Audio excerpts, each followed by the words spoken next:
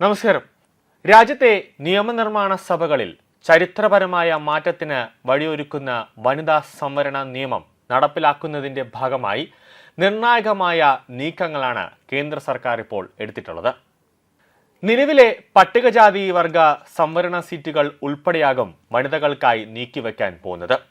അതായത് 33% സീറ്റുകളാണ് നീക്കിവെക്കുന്നത്. ഈ സംവരണ സീറ്റുകൾ പിന്നീട് റൊട്ടേഷൻ സംവിധാനത്തിലൂടെ മാറ്റിവരുമെന്നതാണ് പുതിയ ഭേദഗതിയിലെ പ്രധാന സവിശേഷത. വിഷുവിന് പിന്നാലെ കൂടുന്ന പ്രത്യേക പാർലമെന്റ് സമ്മേളനം ഈ നിയമ ഭേദഗതികൾ ചർച്ച ചെയ്യും. ലോകസഭയിലെയും നിയമസഭകളിലെയും അംഗസംഖ്യ 50% വർദ്ധിപ്പിക്കാനാണ് കേന്ദ്രം ലക്ഷ്യമിടുന്നത്.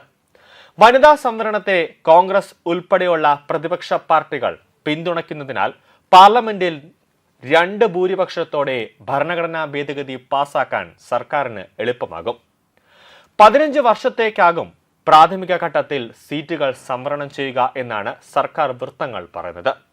വനിതാ സംവരണം അടുത്ത പൊതു തെരഞ്ഞെടുപ്പിന് മുമ്പേ നടപ്പാക്കണമെന്ന ആവശ്യമായ ഭരണഘടനാ ഭേദഗതി ബിൽ പാസാക്കാൻ പാർലമെന്റ് സമ്മേളനം ഈ മാസം 16-നാണ് ചേരാൻ പോകുന്നത്.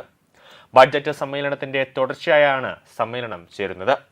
അതിനാൽ നിശ്ചയിച്ച ഷെഡ്യൂൾ പ്രകാരം ബഡ്ജറ്റ് സമ്മേളനം അവസാനിക്കേണ്ടിയിരുന്ന വ്യാഴാഴ്ച ഇരു സഭകളും അനിശ്ചിതകാലത്തേക്ക് പിരിഞ്ഞു പോകില്ല. 16 മുതൽ 18 വരെ 3 ദിവസമാകും സമ്മേളനം നടക്കുക. ഈ ദിവസങ്ങളിൽ ചോദ്യോത്തര വേളയും ശൂന്യവേളയും ഉണ്ടാകില്ല എന്ന് ലോക്സഭാ സ്പീക്കർ ഓം ബിർള വ്യക്തമാക്കിയിരിക്കുകയാണ്.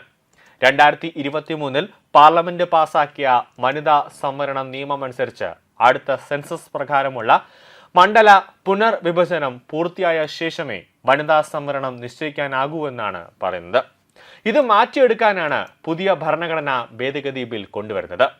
പകരം 2011-ലെ സെൻസസിന്റെ അടിസ്ഥാനത്തിൽ മണ്ഡല പുനർവിഭജനം നടത്തി 33% വനിതാ സംവരണം നിശ്ചയിക്കും. ഇങ്ങനെ ചെയ്യുമ്പോൾ ലോക്സഭാ സീറ്റുകളുടെ എണ്ണം 540-ൽ നിന്ന് 816 ഉയരും. ഇതിൽ വനിതകളുടെ എണ്ണം 273 ആയിരിക്കും.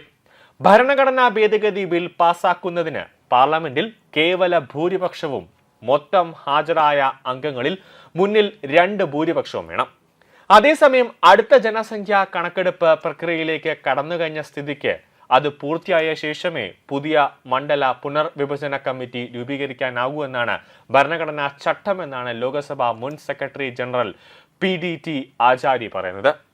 അതിനു മുമ്പ് പുനർനിർണയം നടത്തണമെങ്കിൽ സെൻസസ് വിജ്ഞാപനം പിൻവലിക്കേണ്ടി വരുമെന്ന് അദ്ദേഹം പറയുകയാണ്. വനിതാ സംവരണവും മണ്ഡല പുനർനിർണയവും ഒരുമിച്ച് വരുമ്പോൾ രാജ്യത്തെ രാഷ്ട്രീയ ഭൂപടത്തിൽ വലിയ അഴിച്ചുപണികൾ ഉണ്ടാകുമെന്ന് ഉറപ്പാണ്. വരാനിരിക്കുന്ന നിയമ ഭേദഗതികൾ പാസാക്കുന്നതോടെ ഇന്ത്യൻ ജനാധിപത്യം പുതിയൊരു ഘട്ടത്തിലേക്ക് കടക്കുകയാണ്. ഭരണഘടനയുടെ 128-ാം ഭേദഗതി ബില്ലിലൂടെയാണ് ഈ മാറ്റങ്ങൾ നിയമപരമാകാൻ പോകുന്നത്. ലോക്സഭയും രാജ്യസഭയും ഒക്കെ ബില്ല് പാസ്സാകുന്നതോടുകൂടി രാഷ്ട്രപതിയുടെ മേശപ്പുറത്തേക്ക് ഈ ബില്ലെത്തുമ്പോൾ രാഷ്ട്രപതി ഒപ്പുവെക്കുന്നതോടുകൂടി ഈ ബില്ല് ഔദ്യോഗികമായി പ്രാബല്യത്തിൽ വരികയാണ്.